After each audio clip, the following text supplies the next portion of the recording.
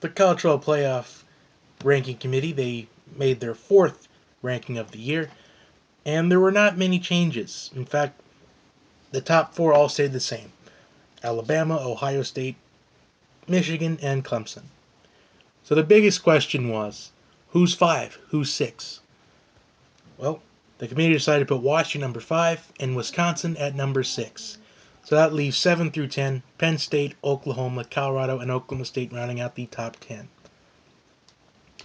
So what the committee is trying to show us is that these two lost teams, they have little to none chance of making the top 4 if the top 4 don't lose at all. Because in fact, well, at least one of the top 4 is going to lose this week, as Ohio State and Michigan go at it in what is probably going to be the game of the year.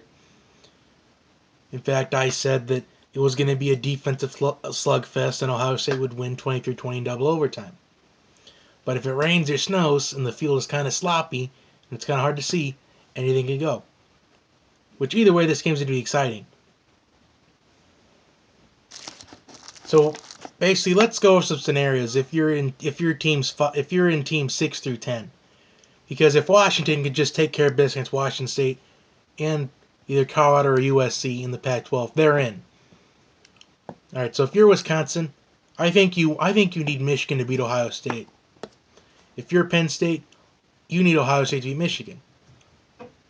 If you're Oklahoma, you just got to take care of business in Bedlam, and you just got to rely on some stuff happening in front of you. Like, you got to rely on Ohio State. Maybe, let's just say Ohio State loses to Michigan, but Michigan loses in the Big Ten Championship. You're relying on those two to also lose. You're relying on Washington State or Colorado to beat Washington. In fact, you would also want to root for Utah to beat Colorado this week. Then you'd want Notre Dame to upset USC. I mean, I never really thought we'd talk about Notre Dame at this point in the year in a negative form, but you do need Notre Dame to upset USC. Because what would happen? How this goes is, if Notre Dame beats USC, then that means Colorado's in the Pac-12 championship. But then if Utah also beats Colorado, then Colorado still gets to play Washington in the Pac-12 championship. And you would hope for Colorado to then beat Washington in the Pac-12 championship. So that eliminates, it's 1, 2, and 3, 4 out of that whole scenario, because Wisconsin would win to the Big Ten if they would beat Michigan, and Ohio State would lose to Michigan. So that's four spots Oklahoma would be in if that happened. Now, this was an interesting question that I got from Mason Tinkler in the week. So he's an OK State fan, and he's wondering what is the path for Oklahoma State to make it to the top 4. Okay, Mason, to be honest, I think it's about maybe a 1 to 2% chance. But here's what you need. You need Florida or Auburn to just miraculously beat Alabama, because it looks like neither of those teams are going to beat Alabama. You would need both Ohio State and Michigan to lose within the next 2 weeks. Which is, yes, it is possible. You also need for Clemson to lose the ACC championship game. You also need Washington and Colorado to both lose within the next 2 weeks. And you need the committee to understand that the Central Michigan loss should not be a loss at this point. So, as I said, it is less than a 1 to 2% chance, but it's still a chance. Because honestly, right now, I think the only teams that could get in under 2 losses could be Wisconsin and Oklahoma. I don't see Penn State or Colorado getting in unless the unthinkable happens within the next 2 weeks. So here's my take. Let's kind of do a debate. Let's run some scenarios. Let's just say this was the last week of the season in the top 4. Whatever the top 4 is going to be the next week, that was going to be the top 4 that's going to play in the championship. So let's just say Alabama beats Auburn, which is probably going to happen. Let's just say Ohio State beats Michigan. And let's just say Clemson takes care of business against South Carolina. Which there is a possibility Clemson can still lose this game. It's a rivalry game. Anything can happen. South Carolina has nothing to lose. Clemson's got everything to lose. And it was a one-possession game last year. So who's for?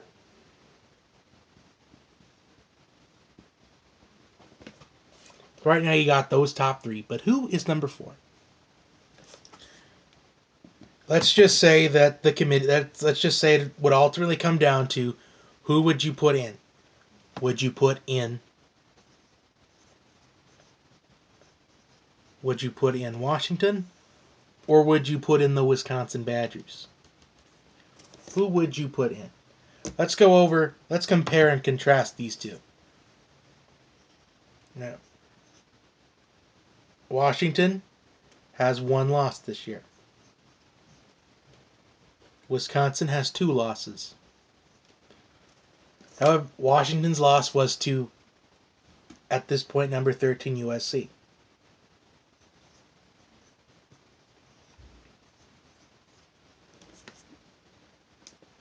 However, Wisconsin's 2 losses were to number 2 Ohio State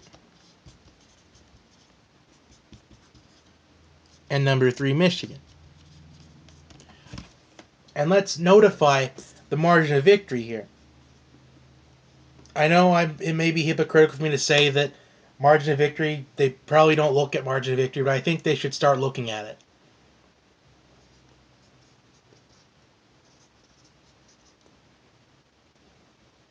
With 7 points each, so that adds up to losing 2 games by a combined total of 14 points. Washington lost to USC by 13 points. And let's also notify that this was a home loss.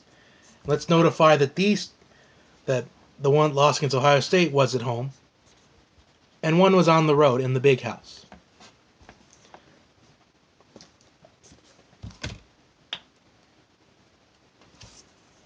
Now let's not look at the losses or margin of victory anymore.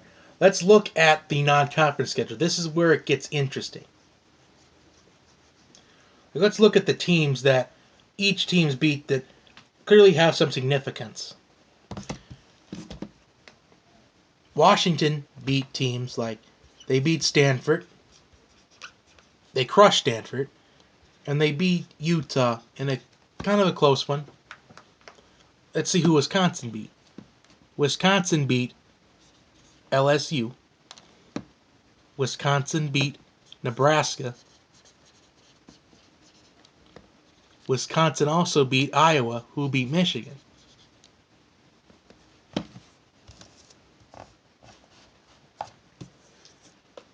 So here, Wisconsin has 3 marquee victories, while Washington only has 2.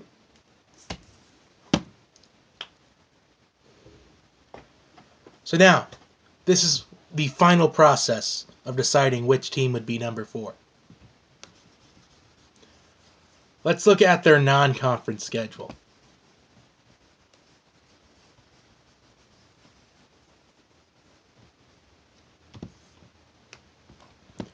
We all know Wisconsin played LSU opening weekend in Green Bay.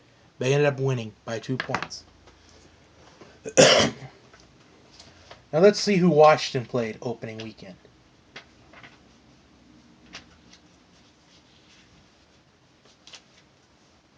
They played Rutgers, who is a Big Ten team. But what has Rutgers really done all year long? Let's see who they played. They played Idaho in week 2. Then they played Portland State week 3.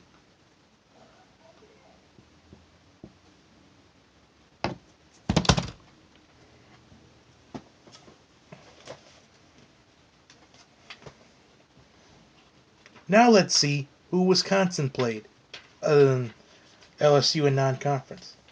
They played Akron. And then they also played Georgia State.